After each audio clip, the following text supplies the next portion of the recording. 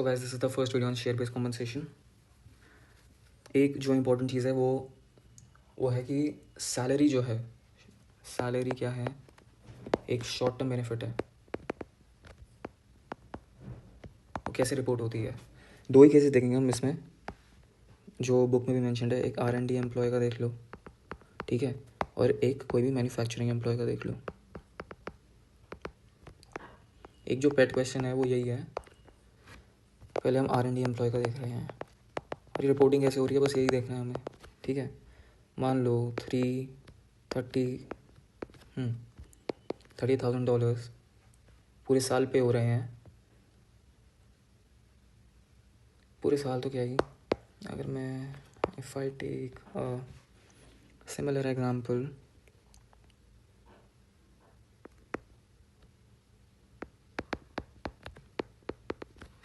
ये उसकी सैलरी है, ठीक है, annual salary, and he is paid every 2 weeks. तो इसकी अकाउंटिंग कैसे चलेगी वो देखना। अच्छा, इसके अंदर एक और चीज़ आती है, ग्रांट डेट, वेस्टिंग पीरियड, और एक आता है सेटलमेंट डेट।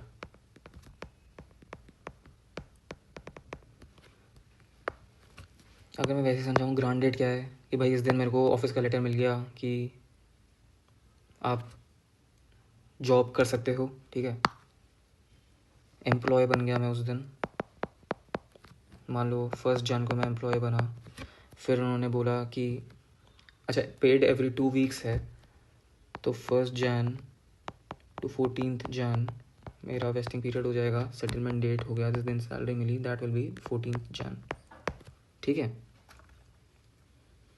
वेस्टिंग पीरियड आगे भी देखेंगे क्या है, लेकिन वेस्टिंग पीरियड अभी समझने के लिए कर लो कि उस पीरियड में एम्प्लॉय एलिजिबल हो जाता है काम कर करके कि उसे सैलरी मिले, ठीक है। अब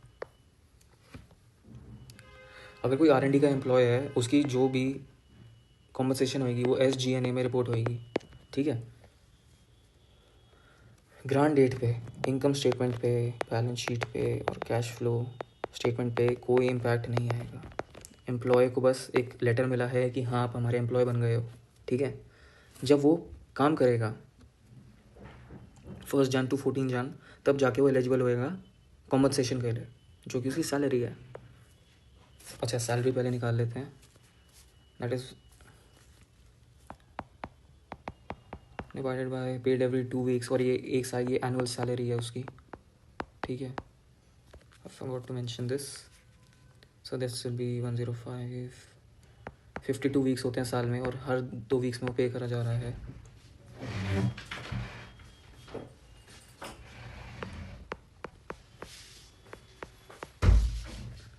तो अब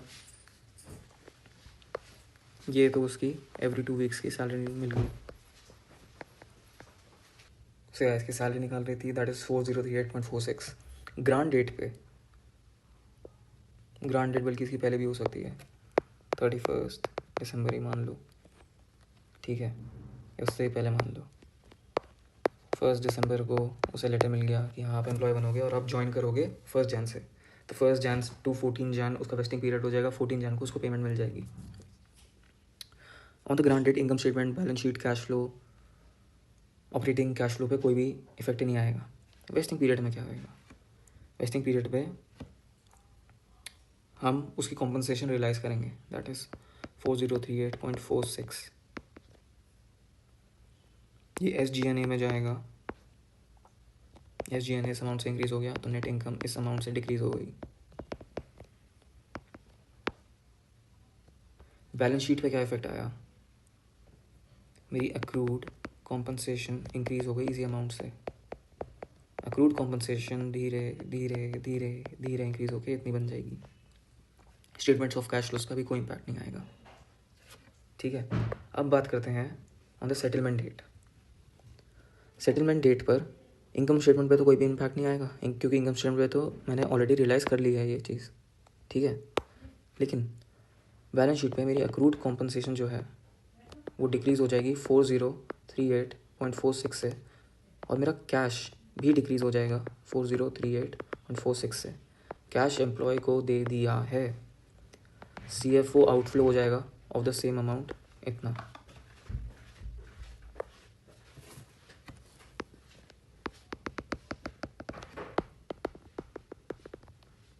इक्विटी मेरी इस अमाउंट से कम हुई और लाइबिलिटी मेरी इस अमाउंट से बढ़ गई। इस वाले केस में on the settlement date compensation मेरा एक्रूड कॉम्पनसेशन कम हुआ उसी अमाउंट से, और उसी अमाउंट से कैश कम हो गया।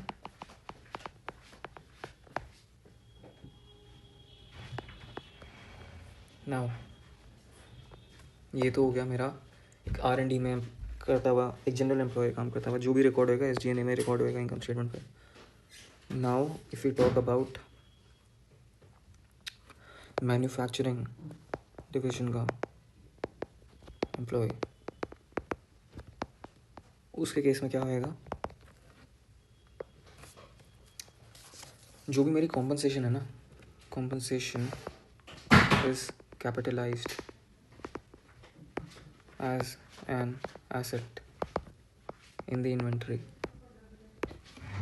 Income statement will only be affected once the goods are sold. ठीक है, कैसे? मान लो सिमिलर क्वेश्चन था ऊपर वाला, ठीक है, USD इतना अमाउंट उसे मिल रहा है एनुअली, पेड एवरी 2 वीक्स है, उसकी कॉम्पनसेशन इतनी है। एवरी 2 वीक्स में कॉम्पनसेशन कितना आ जाएगा, 4038। ठीक है, अब सेम है ऊपर वाले क्वेश्चन की तरह, ग्रांट डेट यही है, वेस्टिंग पीरियड मेरा यही है, और सेटलमेंट डेट भी यही है। वेस्टिंग पीरियड के थ्रू मेरा क्या होगा,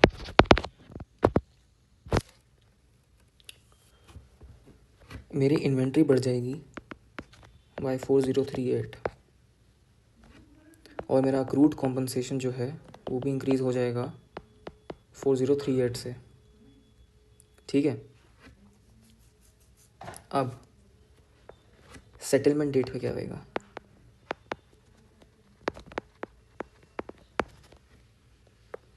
सेटलमेंट डेट पे होएगा कि मेरा अक्रूड कॉम्पनसेशन कम हो गया है 4038 से, और मेरा कैश भी कम हो गया है 4038 से। मैंने ऊपर क्या लिखा, compensation is capitalized as an asset in the inventory, income statement will only be affected once the goods are sold. ठीक है, जिस दिन मेरे गुड्स की सेल हुई, तो सेल डेट ऑफ गुड्स, कोई भी रैंडम डेट पकड़ लो, उस टाइम पे क्या होएगा,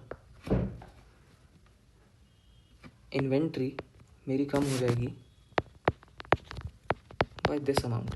उस एम्प्लॉय के बनाए हुए गुड्स जिस दिन सेल हुए उसी दिन इन्वेंट्री उस अमाउंट से कम होएगी, एंड कॉन्सिक्यूटिवली ये कॉग्स में जाकर रिपोर्ट होएगा। ये चीज़ हमने लेवल 1 में भी कर रखी है एक जगह, as far as I remember. 4038 से मेरे कॉग्स बढ़ जाएंगे, इससे मेरी नेट इनकम कम हो जाएगी 4038 से, कॉन्सिक्यूटिवली मेरी इक्विटी कम हो जाएगी 4038 से। अब क्या यहाँ पे asset equals to liability plus equity match कर रहा है? लाइबिलिटी मेरी उसी अमाउंट से बड़ी, एसेट उसी अमाउंट से बड़ा, मैच कर गया। यहाँ पे मैच हो रहा है accrued compensation on the settlement date, जब मैंने पैसे दे दिए एम्प्लॉय को, यहाँ पे भी मैच कर गया। अब जिस दिन सेल हुआ मेरा, उस दिन मैंने इन्वेंट्री में से वही अमाउंट कम करा और कॉग्स में जाकर रिपोर्ट करा। कॉन्सिक्यूटिवली इसकी वजह से मेरी इक्विटी कम हुई और मेरी इन्वेंट्री भी कम हो गई।